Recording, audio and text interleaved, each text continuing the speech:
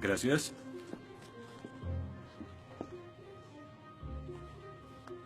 Disculpe, señor... Wheaton.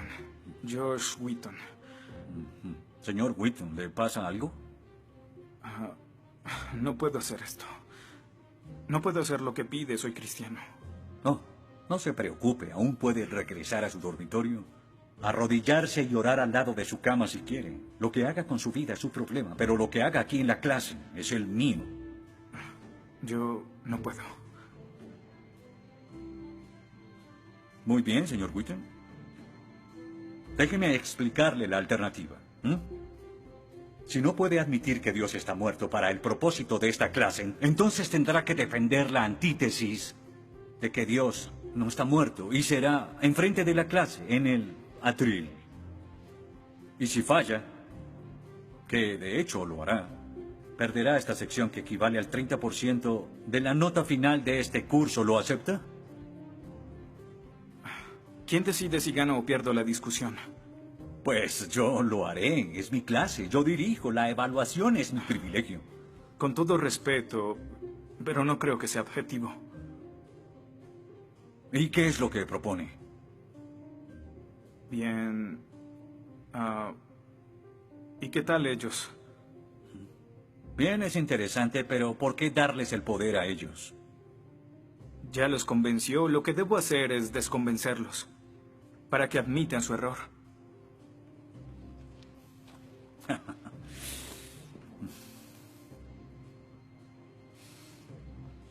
Bien. Señor Wheaton, tendrá 3 sesiones los últimos 20 minutos de las próximas 3 clases para que exponga su punto. Le prometo que haré las menores interrupciones posibles.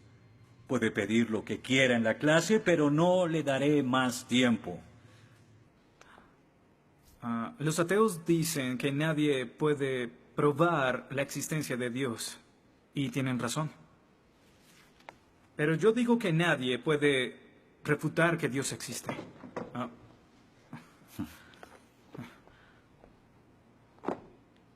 Pero la única forma de debatir este asunto es observando la evidencia disponible.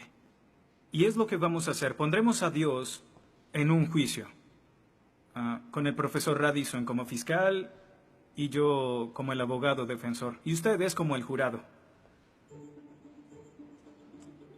La mayoría de cosmólogos están de acuerdo con que el universo empezó hace 13.7 billones de años en un evento conocido como la Gran Explosión.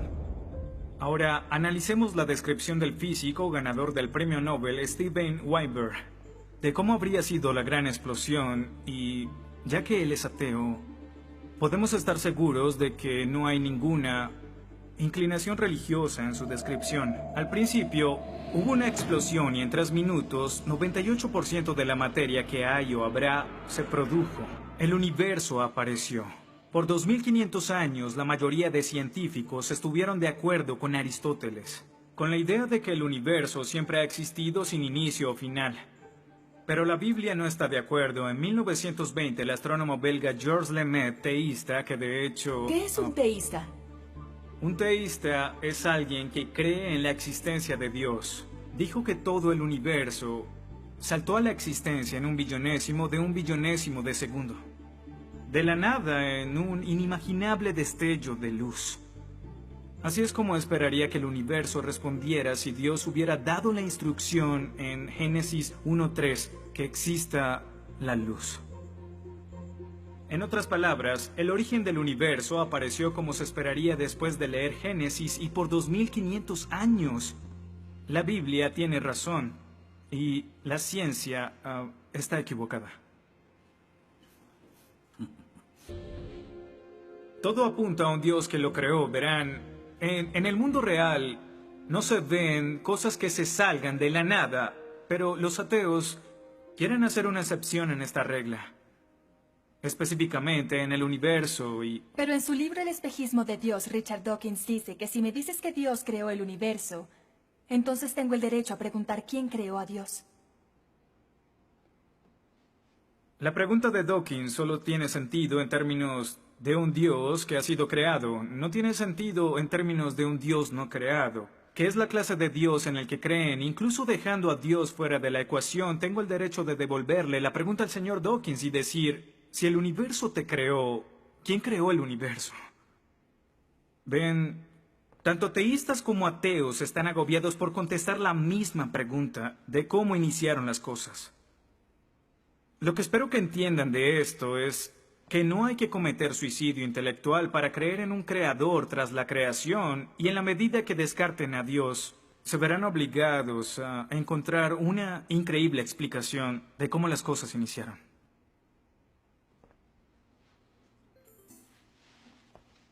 Me imagino que estás satisfecho con tu presentación. Veo que astutamente evadiste el hecho de que Stephen Hawking, el científico más famoso del mundo y no es teísta, recientemente estuvo a favor de un universo autodiseñado. No lo evadí, simplemente... Simplemente no lo sabías. Bien, veamos lo que el profesor Hawking, profesor lucasiano de física de Cambridge, quien ahora ocupa la silla usada por Sir Isaac Newton, tiene que decir sobre el origen del universo. Y cito: ya que hay una ley como la gravedad, el universo puede y se creará de la nada. Creación espontánea es la razón. Hay algo en lugar de nada. Por eso es que el universo existe. Nosotros existimos. No es necesario invocar a Dios para tener al universo en movimiento. Final de la cita. Nunca ibas a mencionar su comentario, pero su opinión se mantiene. ¿Qué respondes?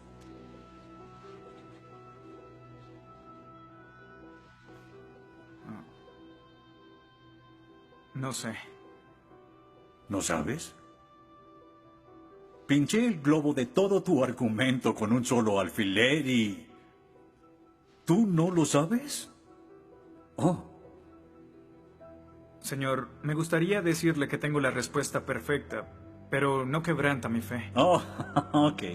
Así que el más grande cerebro científico de toda la historia dice que Dios no es necesario, pero un estudiante de primer semestre dice, oh, sí lo es. Wow, ¿sabes?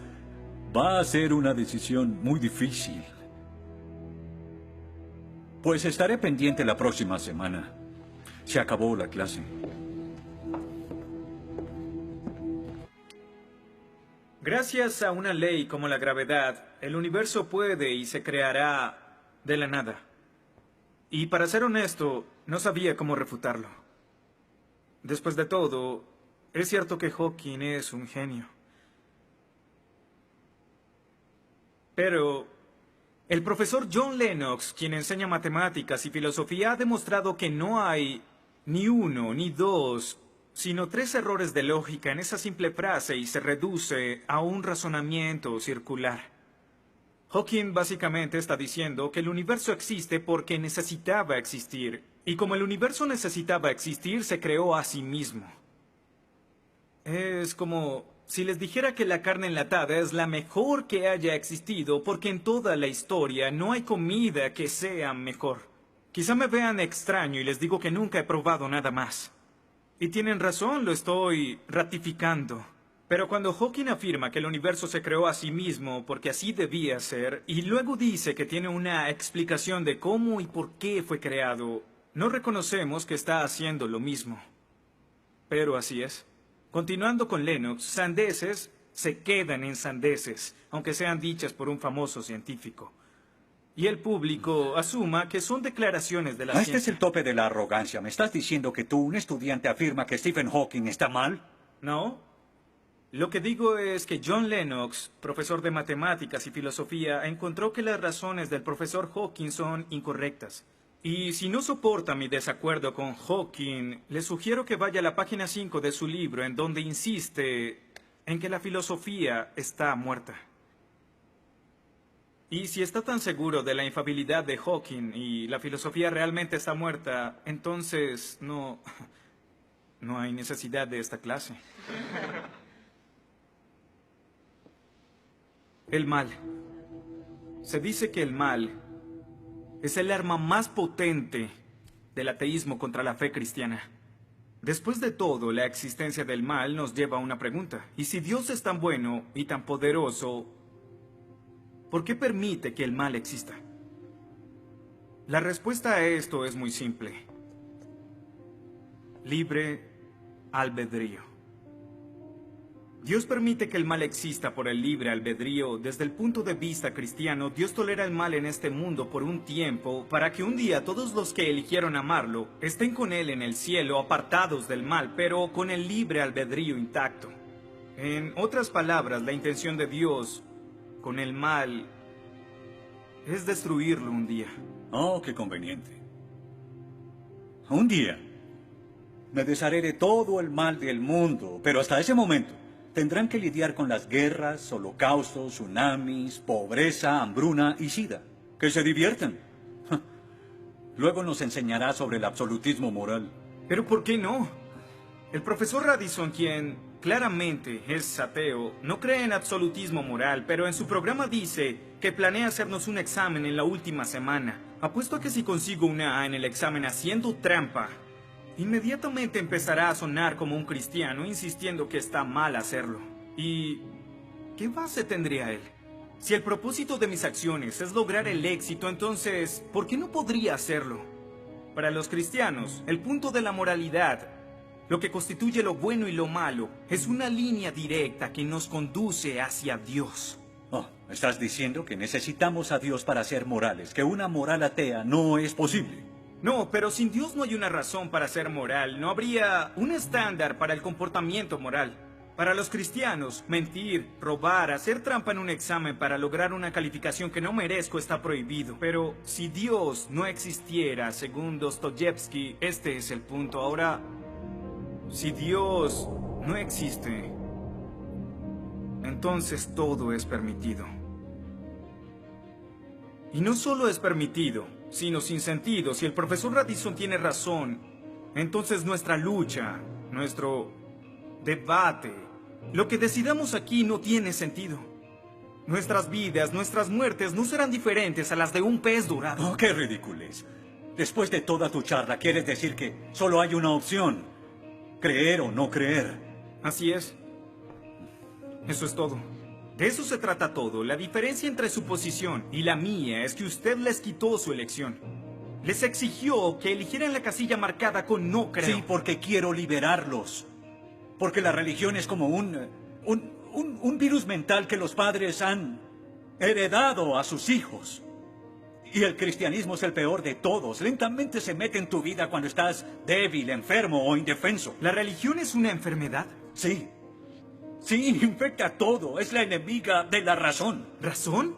Profesor, usted dejó la razón hace mucho tiempo. Lo que nos está enseñando aquí no es filosofía, ni siquiera es ateísmo. Lo que nos está enseñando aquí es antiteísmo. No es suficiente. Necesita que todos no creamos como usted. ¿Por qué no admites la verdad? ¿Quieres enredarlos en tu primitiva superstición? Lo que quiero es que tomen su propia decisión. Eso es lo que Dios no sabes quiere. cuánto voy a disfrutar reprobándote. Pero ¿a quién realmente quiere reprobar, profesor? ¿A mí? ¿O a Dios?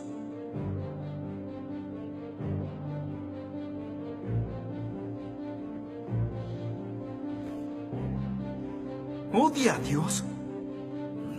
Ni siquiera es una pregunta. Ok. ¿Por qué odia a Dios? Esto es ridículo. ¿Por qué odia a Dios? Responda la pregunta. ¿Ha visto la ciencia y los argumentos? La ciencia avala su existencia, conoce la verdad. ¿Por qué lo odia? ¿Por qué? Esta es una pregunta simple, profesor. ¿Por qué odia a Dios? Porque Él me quitó todo lo que era importante para mí. Sí, yo odio a Dios. Todo lo que siento por Él es odio.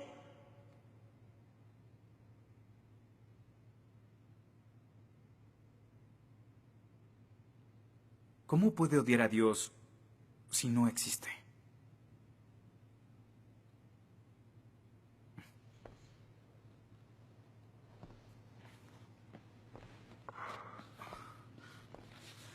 No probaste nada. Quizá no.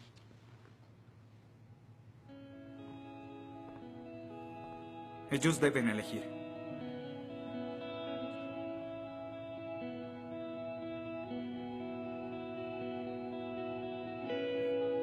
¿Está Dios muerto?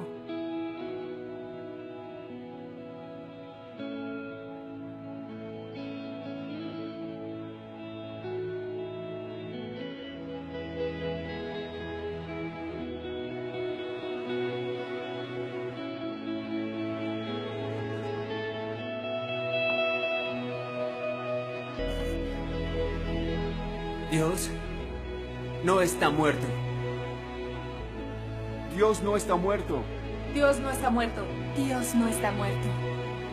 Dios no está muerto. Dios no está muerto. Dios no está muerto. Dios no está muerto. Dios no está muerto. Dios no está muerto.